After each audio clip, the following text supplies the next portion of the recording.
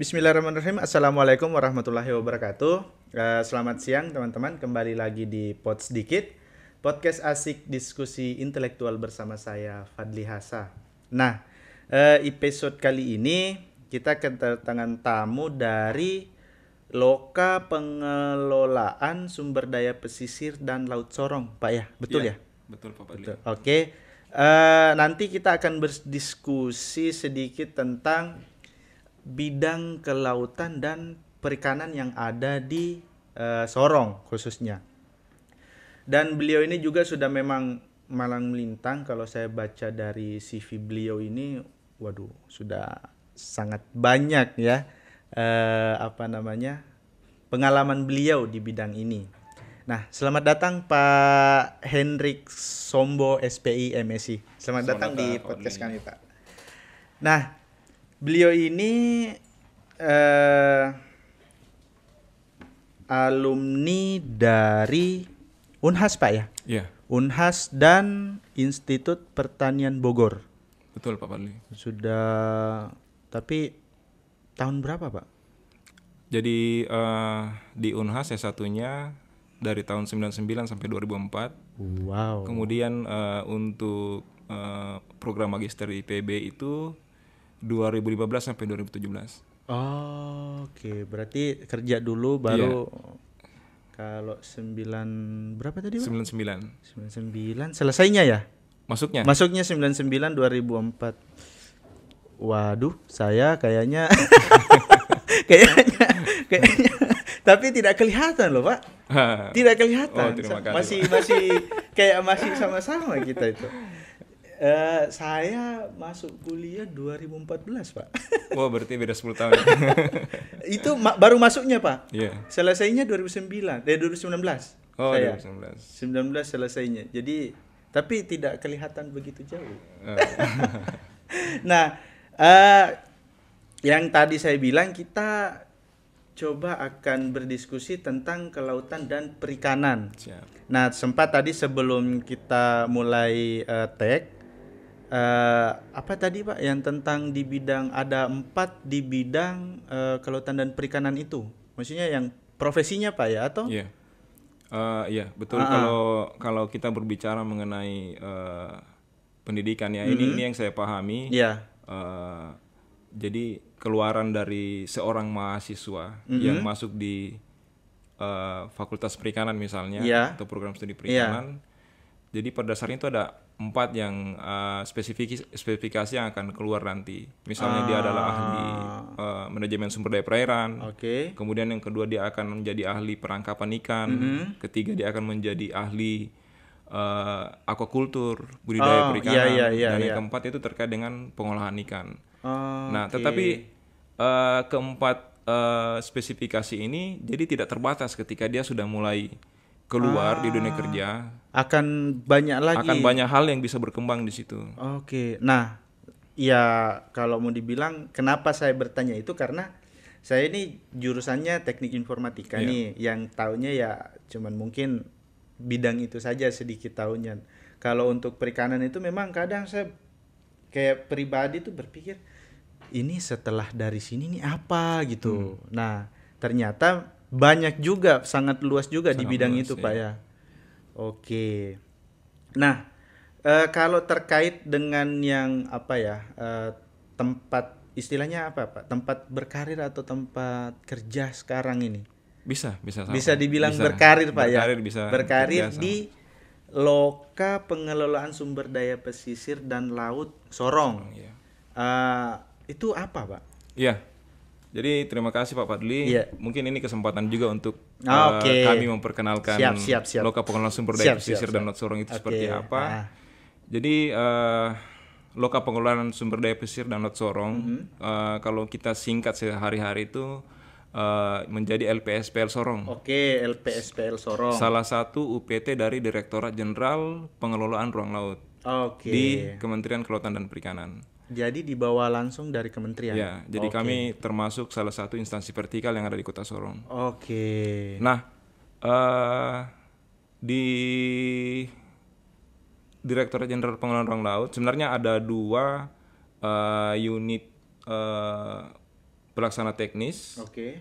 Yang satu membidangi pengelolaan sumber daya pesisir dan laut seperti yang kami ini. Kemudian yang kedua itu membidangi kawasan konservasi nasional. Konservasi nasional, oke. Nah, kalau kami sendiri, Loka Pengelolaan Sumber Daya Pesisir dan Laut Sorong ini lebih banyak kepada pendampingan pengelolaan kawasan konservasi untuk daerah. Oh, untuk daerah. Iya. Oke. Jadi kawasan konservasi ini kan ada 2 kategori. Oke. Satu yang dikelola sama daerah, kemudian yang kedua dikelola secara nasional. Oh, jadi kita yang di daerahnya. Ya. Oke. Kalau kami yang di daerahnya. Oke. Nah, kemudian selain kawasan konservasi kita juga membidangi pengelolaan jenis ikan yang dilindungi. Jenis ikan yang dilindungi. Jadi ada konservasi kawasan, yang tadi saya cerita masalah kawasan konservasi, ada konservasi jenis. Itu yang berbicara mengenai jenis-jenis ikan dilindungi. Kemudian ada satu lagi yang menjadi tugas utama kami terkait dengan pengelolaan ruang laut. Pengelolaan? Ya, pengelolaan ruang laut. Ruang laut? Ruang laut. Oh, jadi di dalam laut itu juga ada ruangnya yang dikelola, Pak. Jadi ruang laut ini sebenarnya 3 dimensi, Pak. Kalau kita berbicara di darat, mungkin Pak Fadli sudah sangat paham yang namanya RT/RW. Iya. Di darat kan dibagi-bagi tuh. Ada alokasinya. Di laut juga seperti itu, Pak. Ada alokasi ruangnya. Jadi di mana tempat budidaya, di mana tempat penangkapan ikan, di mana bisa membangun pelabuhan. Yang pernah saya dengar kayak apa, zona kek, apa istilahnya kayak kawasan ekonomi khusus. Apakah yang seperti itu atau beda lagi, Pak? Kalau kek itu sedikit berbeda lagi. Sedikit berbeda karena memang itu adalah kawasan yang ditetapkan secara nasional. Jadi dia masuk dalam program nasional yang ditetapkan oleh pemerintah untuk mengembangkan wilayah tersebut. Diharapkan dengan adanya kek itu pertumbuhan ekonomi. Kan ini kan kalau kita di sini ada di Kabupaten Sorong ya. Ada. Nah, diharapkan dengan itu bisa Kabupaten Sorong ini bisa berkembang dari segala bidang baik itu industri, perikanan, pertanian dan sebagainya. Iya. Oh, ternyata itu berbeda ya. Itu skala nasional dan ini masuknya ke skala daerah. Yang tadi kawasan konservasi itu memang kita. Jadi sekarang kawasan konservasi ditetapkan secara nasional. Tapi nanti di dalam penetapannya itu oleh Menteri Kelautan dan Perikanan akan dibedakan dari siapa yang mengelola kawasan itu. Jadi tadi kalau kawasan konservasi A ditetapkan dikelola oleh daerah, nah itulah yang tadi jadi pendampingan kami. Nah, dan untuk wilayah Papua, Pak, itu memang cuman Sorong kah atau banyak ada? Nah, LPSPL Sorong sendiri punya 3 wilayah kerja. Karena wilayah kerja kami ini memang mencakup Papua dan Maluku. Jadi kami ada perwakilan satuan kerja di Merauke, kemudian ada di Ternate dan ada di Ambon. Tapi khusus untuk daerah Papua Barat itu di Sorong memang atau kantor induknya itu di Sorong. Kantor induknya di Sorong. Jadi kebanyakan kalau misalnya kita berbicara mengenai pengelolaan sumber daya pesisir dan laut di wilayah Papua, itu di handle sama teman-teman di Satker Merauke. Merauke. Untuk yang ada di Maluku oleh teman-teman di Satker Ambon, dan untuk Maluku Utara teman-teman yang ada di Ternate. Nah, kita coba istilahnya supaya jalur koordinasinya dengan stakeholder itu tidak terlalu jauh. Berarti kalau untuk yang di Sorong ini sampai ke Raja Ampat, terus kemudian Sorong Selatan. Apa lagi yang punya laut itu? Kabupaten Kota Pesisir, Tamrau masuk. Tamrau masuk ya. Termasuk sampai di Manokwari, Pak, Kaimana, Fakfak. Sejauh itu. Tapi istilahnya tidak berarti setiap urusan pesisir dan laut itu kami harus hadir di situ. Karena kan kita sudah ada tusi-tusi ya. Iya, betul. Ada tugas dan fungsi masing-masing, Pak ya. Nah, kalau untuk kalau mau dibilang bidang pekerjaannya tuh apa aja, Pak, kira-kira? Kalau bidang pekerjaan yang tadi saya sudah gambarkan secara garis besar, konservasi kawasan, kita lebih memberikan pendampingan kepada pemerintah daerah. Yang pertama, kawasan konservasi ini kan sebelum dikelola harus ditetapkan, Pak. Ditetapkan oleh menteri. Nah, sebelum ditetapkan oleh menteri itu panjang prosesnya sebenarnya. Dari mulai identifikasi, kemudian penyusunan rencana zonasinya, dikonsultasi publikan 2 kali minimal, kemudian dikonsultasi tekniskan lagi ke tingkat pusat, dan terakhir setelah itu semua disetujui kemudian ditetapkan oleh Menteri Kelautan dan Perikanan. Nah, kami berada di dalam proses tersebut. Jadi kami mendampingi pemerintah daerah, misalnya menjadi pemberi rekomendasi teknis. Kemudian terlibat dalam Pokja. Nah, kemudian misalnya menyampaikan aspirasi dari daerah kepada kementerian. Jadi kami fungsinya di situ untuk mendorong, mempercepat. Nah, itu dari konservasi kawasan. Kemudian kalau dari konservasi jenis, ini yang tadi saya sempat sampaikan sebelumnya, ada jenis-jenis ikan dilindungi, Pak. Jadi mungkin kalau orang awam mungkin tidak akan begitu paham yang mana sih jenis ikan dilindungi, mana yang tidak. Nah ini, sedangkan saya saja ya cuman tahu ya paling ikan hiu yang biasa yang biasa ada di pasar mungkin. Kayaknya ada satu ikan, setahu ya, yang Napoleon itu dilindungi, Pak. Iya, betul, Napoleon dilindungi. Karena ya saya masih sering dapat sih di pasar itu ada yang jual itu, karena termasuk ikan ekspor, Pak, ya, atau agak sedikit mahal harganya kalau tidak salah itu. Kalau ikan Napoleon itu dia nilai ekonomisnya itu ketika dia diperdagangkan dalam kondisi hidup. Karena pasarnya memang ke Cina dan Hong Kong. Dan itu dilindungi, Pak? Dilindungi. Nah, hanya Napoleon ini dilindungi secara terbatas. Artinya kalau kita berbicara konservasi jenis, ada 2 jenis perlindungan di situ. Jadi perlindungan terbatas dan perlindungan penuh. Nah, kalau perlindungan penuh berarti sama sekali tidak bisa dimanfaatkan, Pak. Nah, itulah yang kami kawal di situ. Yang penuh ini tadi. Yang penuh dan terbatas juga. Yang kami kawal juga yang terbatas. Nah, kalau yang penuh ini sama sekali tidak bisa dimanfaatkan. Nah, untuk contohnya, Pak? Contohnya dugong. Dugong, kemudian hiu paus. Itu perlindungan penuh semua itu. Jadi hiu paus yang di Kaimana. Yang di Kaimana, sorry. Kemudian di Nabire. Iya, yang biasa jadi objek wisata itu, Pak, ya. Kemudian penyu. Itu perlindungan penuh itu. Itu penyu yang di Pulau ya? Pulau ada penyu. Nah, itu adalah contoh-contoh dari jenis-jenis ikan yang dilindungi. Nah, ketika dia dilindungi, mau dia mati atau seperti apa, itu tidak dapat dimanfaatkan. Jadi ada istilahnya derivat-derivat, segala turunannya, apapun bentuknya, itu tidak bisa dimanfaatkan kalau dia statusnya dilindungi penuh. Nah, kalau mungkin Pak Fadli dan sahabat Bahari mungkin pernah dengar misalnya, bisa ternyata membuat kerajinan tangan dari cangkang penyu. Saya pernah pakai itu.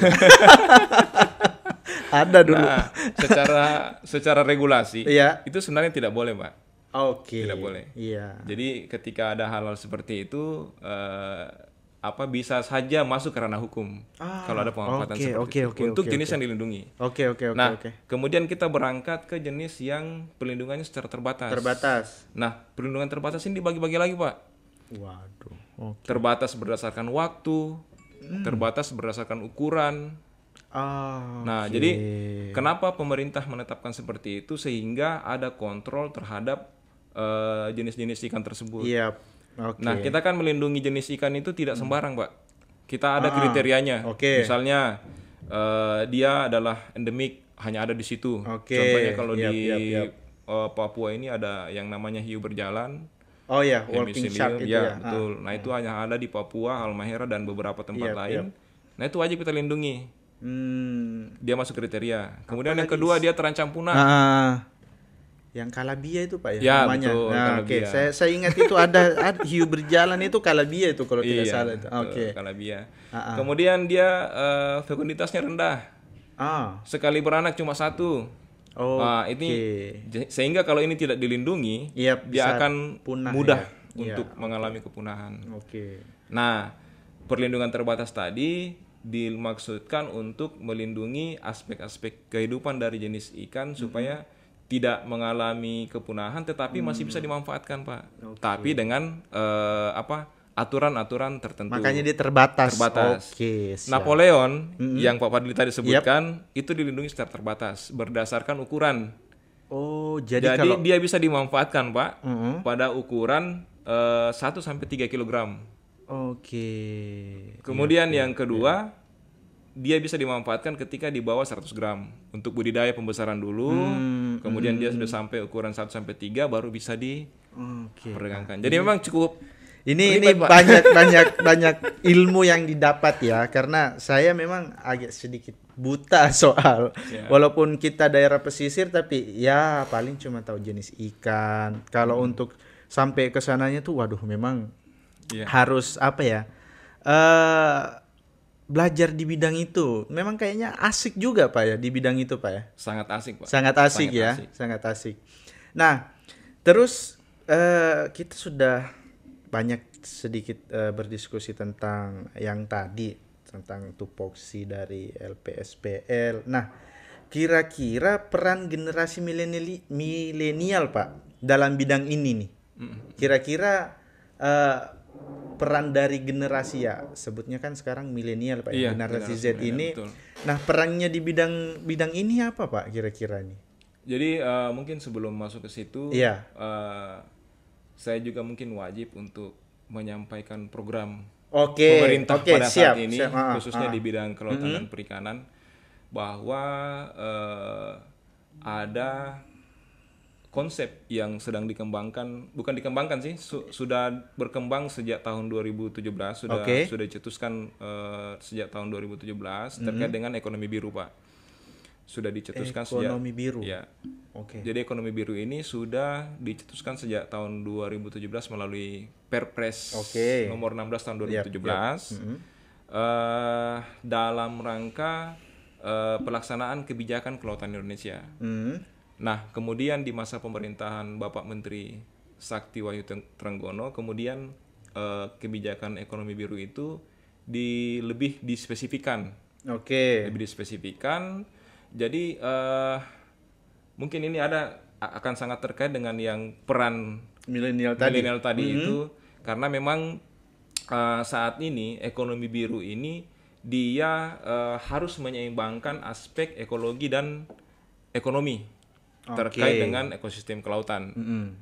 Nah, kemudian yang kedua, aspek pelestarian lingkungan itu yang lebih diutamakan. Jadi pelestarian jadi kita sebagai generasi muda misalnya, ketika melihat suatu potensi kelautan dan perikanan, misalnya kita menuju sebuah tempat, misalnya ke Raja Ampat, jangan kita hanya melihat bahwa di situ ada komoditas ekonomi, tapi bagaimana ketika kita berpikir bahwa ini ada aspek ekonomi yang bisa dikembangkan di sini, kita juga harus secara simultan berpikiran bahwa bagaimana cara supaya potensi ini bisa berkelanjutan, terjaga lestari.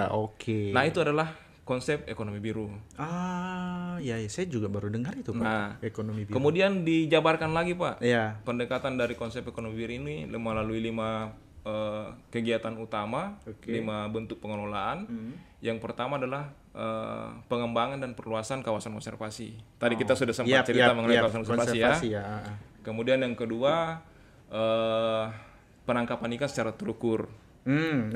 Kemudian yang berikutnya adalah bagaimana mengembangkan pengelolaan budidaya perikanan secara ramah lingkungan. Nah, kemudian yang keempat tadi pengelolaan sampah plastik.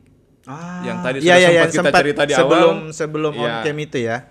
Pengolahan sampah plastik. Dan yang terakhir adalah bagaimana melakukan pengelolaan terhadap pesisir dan pulau-pulau kecil secara berkelanjutan. Nah, jadi sebenarnya kalau kita berbicara mengenai peran para milenial di situ, sebenarnya sangat banyak Pak. Termasuk yang tadi kita diskusikan di awal sebelum masuk ke acara ini, ada inisiatif untuk misalnya membuat sebuah sistem untuk bisa membedakan mana sih teripang yang dilindungi, mana yang tidak dilindungi. Itu akan sangat bagus Pak. Agak bermanfaat sekali. Sangat bermanfaat. Artinya dengan penerapan aplikasi seperti itu, dengan sendirinya kita akan bisa atau mampu untuk mengendalikan pemanfaatannya sehingga tetap terjaga. Oke.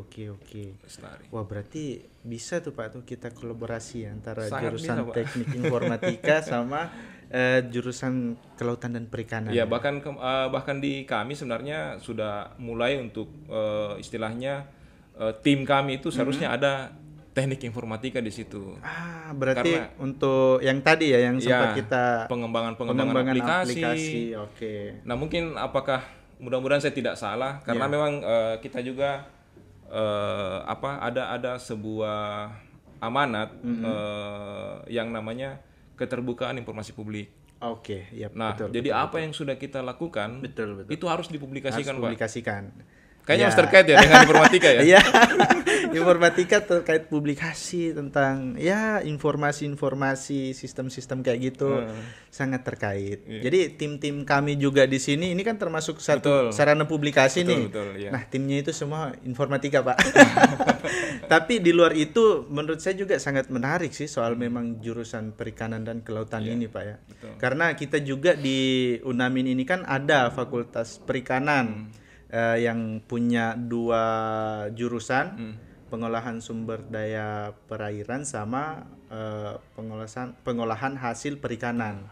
Dan ternyata saya juga baru sadar bahwa di jurusan ini tuh potensinya sangat besar sekali ya. Betul. Karena ya kalau mau dibilang Sorong, Raja Ampat ya semuanya sebagian besar laut kan, Pak ya. Iya. Nah, jadi kalau misalnya putra-putra daerah tidak mengambil kesempatan di situ, maksudnya tidak tertarik untuk mengelola dan mengembangkan melalui bidang pendidikan, maksudnya berpendidikan dulu untuk menjaga, melestarikan apa dan segala macam. Wah, itu sayang sekali, Pak ya, kalau tidak dimanfaatkan itu ya. Nah, mungkin gambaran seperti itu bisa saya ceritakan. Jadi memang betul, Pak. Wilayah kita Papua ini punya potensi yang sangat besar. Nah, itu dari aspek kelautannya, dari sisi keanekaragaman hayati, kemudian keeksotisan. Terumbu karang. Segitiga apa istilahnya? Segitiga terumbu karang. Iya, segitiga dia terumbu karang di dunia masuk Raja Ampat masuk. Nah, itu kemudian ditambah lagi dengan kearifan lokal, Pak. Iya, betul. Jadi kita ini penuh dengan kebudayaan yang sangat menarik di dunia internasional. Iya. Nah, sehingga mungkin Pak Fadli tidak kaget ketika kita menghitung ada beberapa sih NGO yang ada di Kota Sorong di bidang kelautan dan perikanan. Karena saya maaf Pak ya, ini bukan pertama kali tentang berdiskusi tentang kelautan dan perikanan saya rasa sudah berapa ya? 3 atau 4 kayaknya tuh yang membahas tentang ini, dan setiap kali pembahasan itu saya merasa sesuatu yang baru terus gitu.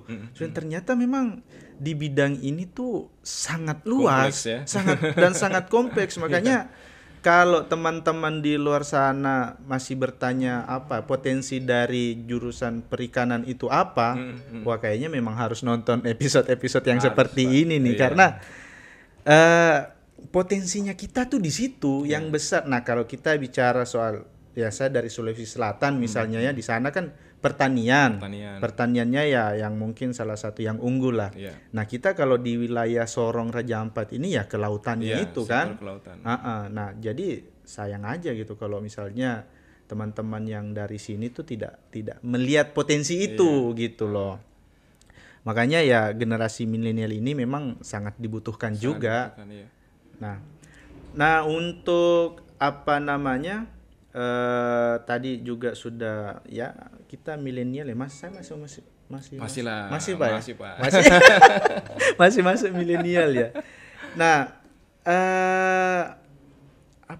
ajakan untuk menjadi first responder atas kejadian mamalia laut terdampar, maksudnya apa Pak itu? Nah, kalau terkait dengan mamalia laut terdampar, tadi ada kaitannya Pak dengan TUSI konservasi jenis itu. Mamalia laut ini kan jenis-jenis yang dilindungi. Jadi mamalia ini jenis-jenis paus, lumba-lumba dan dugong.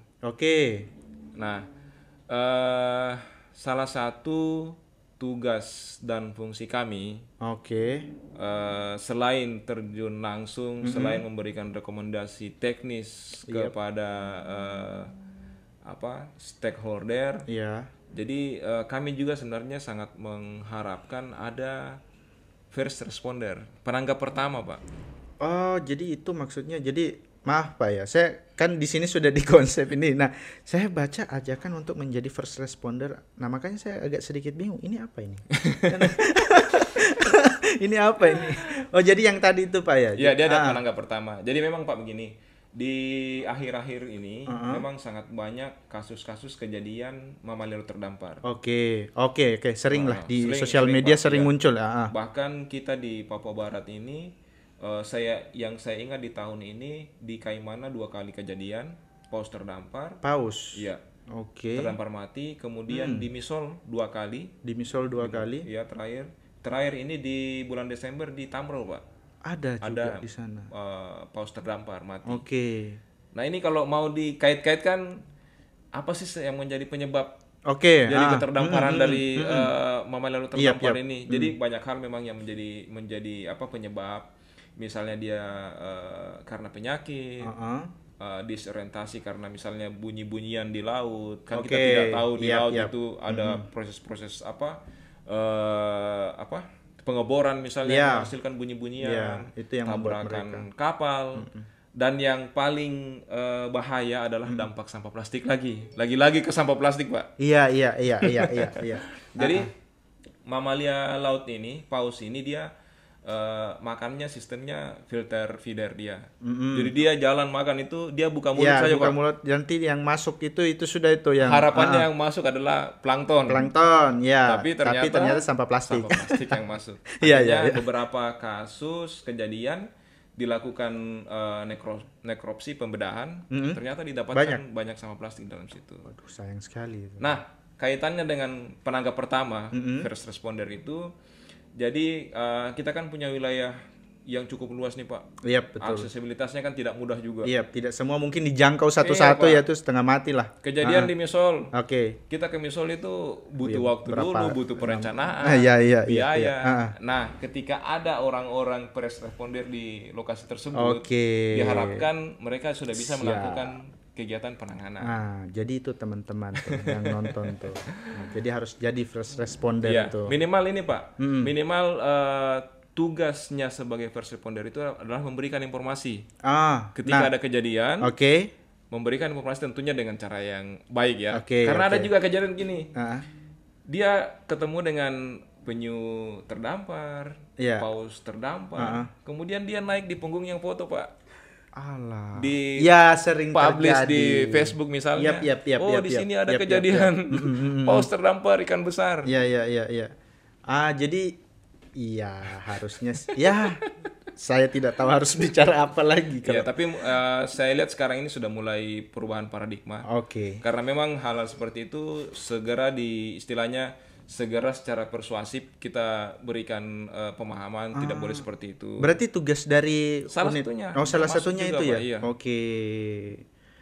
Jadi first responder atas kejadian mamalia laut terdampar. Nah, itu ingat teman-teman, tidak boleh naik di atasnya baru selfie foto-foto.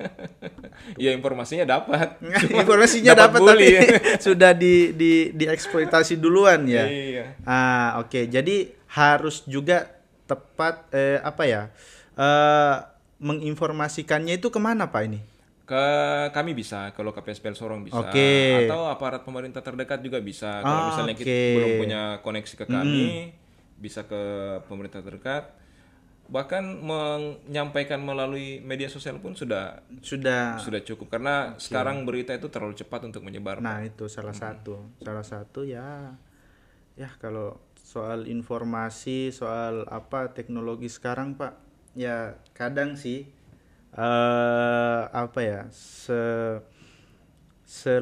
bukan selaku ya, yang di bidang inilah misalnya yang kayak teknik informatika itu. Nah, memang kalau menurut saya punya dua sisi yang cukup membuat khawatir banyak orang. Jadi bisa dimanfaatkan ke hal yang lebih baik, itu sangat besar manfaatnya. Tapi bisa juga menjadi salah satu yang bisa membuat kecelakaan, membuat onar, buat apa. Nah, itu kadang sering saya ingatkan ke teman-teman juga itu tentang bagaimana kesiapan kita menghadapi informasi-informasi yang sangat cepat betul, ini.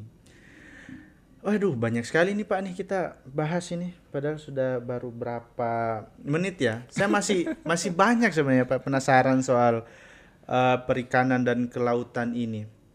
Nah, kalau untuk kasus-kasus yang langsung berhubungan dengan masyarakat Pak, apa selain misalnya menjadi first responder tuh apa lagi Pak kira-kira? Iya, jadi sebenarnya isu-isu kelautan dan perikanan cukup banyak juga sih Pak, cukup kompleks.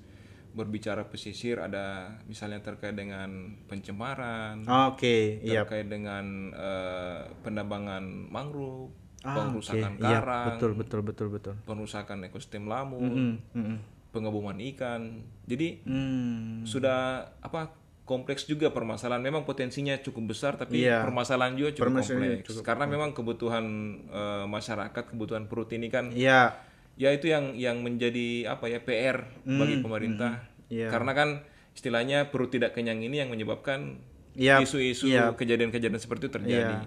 Dan karena tidak didasarkan oleh oleh pengetahuan yang cukup, jadi mungkin belum tahu, makanya melakukan hal seperti itu. Jadi teman-teman ya harusnya sih kalau misalnya tahu potensinya kita sebesar itu, ya harusnya masuk ke perikanan agar kejadian-kejadian seperti itu bisa diminimalisir ya. Betul, Pak. Bisa dimanfaatkan dari sisi yang lain seperti itu. Oke. Mungkin terakhir Pak, mungkin Bapak selaku di bidang Loka Pengelolaan Sumber Daya Pesisir dan Laut Sorong yang sudah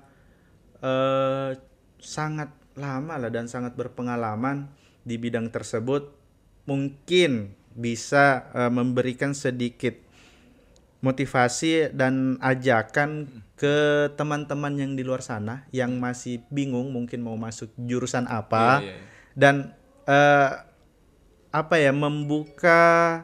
membuka wawasan tentang ternyata jurusan ini tuh kedepannya tuh sangat punya potensi juga gitu. Jangan hanya maksudnya jangan hanya cuman berfokus pada yang viral-viral itu yang kayak harus masuk jurusan ini. Padahal kita punya sendiri nih potensi kita sangat besar sekali kan. Tapi ya banyak yang tidak melihat itu apapun sampai melirik gitu kan. Betul Pak. Jadi mungkin sebelum ke situ saya mungkin mau cerita pengalaman sedikit. Oke. Jadi memang di awal saya lulus kuliah, saya punya mindset kayak gitu juga Pak. Iya. Jadi sebenarnya kalau mau jujur saya ini orang yang kesasar masuk di perikanan sebenarnya. Kesasar Pak. Oke. Tapi ternyata dengan saya kesasar itu akhirnya menjadikan berkah dan saya sangat bersyukur karena saya sudah kesasar gitu. Jadi setelah saya lulus di kuliah manajemen sumber daya perairan, saya itu tes di bank Pak. Awalnya saya mikir orang perikanan bisa masuk di bank. Nah tapi karena terbuka formasi seperti itu, akhirnya saya tes. Tapi syukur saya tidak lulus Pak. Wah. Syukur tidak lulus. Saya tidak lulus. Oke. Artinya begini, kenapa saya mau menyampaikan ini? Artinya tidak hanya unit organisasi yang bergerak di bidang kelautan dan perikanan saja yang menerima alumni perikanan. Betul. Yap. Nah, saya baru sadari kenapa bank mau menerima orang perikanan. Karena ternyata di sistem perbankan itu juga membutuhkan orang perikanan, Pak.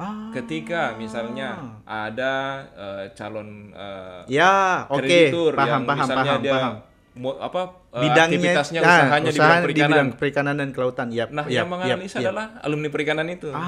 Jadi teman-teman ini jangan berkecil hati bahwa saya masuk di sini harus jadi PNS.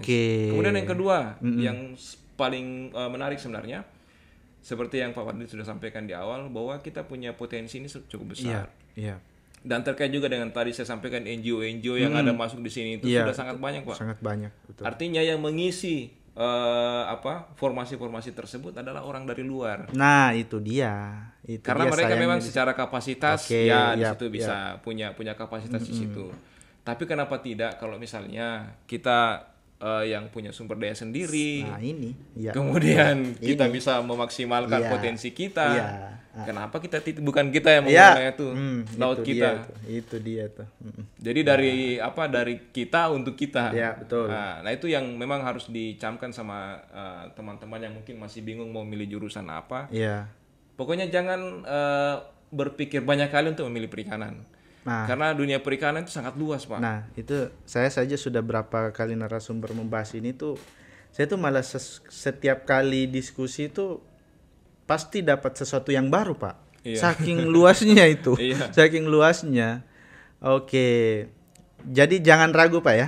Jangan ragu untuk masuk di Fakultas Perikanan, khususnya di UNAMIN. Oke. Apalagi memang potensi di wilayah kita Kota Sorong ini mau bicara mengenai budidaya ada, penangkapan ada konservasi ada. Jadi cukup luas, banyak bidang yang kita bisa kerjakan di situ. Jadi dan kita juga tidak hanya terfokus kepada instansi swasta. Kita bisa bergerak sendiri, kita bisa berusaha secara mandiri. Nah itu juga. Saya dengar mahasiswa UNAMIN, alumni UNAMIN sudah ada yang mandiri dalam budidaya ikan. Itu coba hitung-hitung itu pemasukannya berapa? Itu bisa lebih dari yang kita bayangkan itu. Bisa lebih dari kita bayangkan. Waduh, oke. Terima kasih Pak sudah datang, sangat banyak sesuatu insight yang baru Pak yang saya dapat juga. Mungkin saya mudah-mudahan buat teman-teman yang menonton episode kali ini juga mendapat insight yang sama. Mungkin itu saja Pak. Terima kasih banyak sekali lagi. Terima kasih atas waktunya. Sampai ketemu di lain waktu Pak. Oke. Baik teman-teman, itulah tadi diskusi kita tentang LPSPL yang ada di Kota Sorong. Nah, banyak sekali insight baru yang menurut saya pribadi baru saya dapat juga. Semoga teman-teman yang menonton juga bisa mendapatkan insight yang sama seperti yang saya dapat hari ini. Jangan lupa untuk subscribe channel YouTube UNAMIN TV dan juga follow semua sosial media UNAMIN Official, Facebook, Instagram, Twitter, dan TikTok. Lebih dan kurangnya saya mohon maaf. Sampai ketemu lagi di episode selanjutnya. Assalamualaikum warahmatullahi wabarakatuh. See you next episode.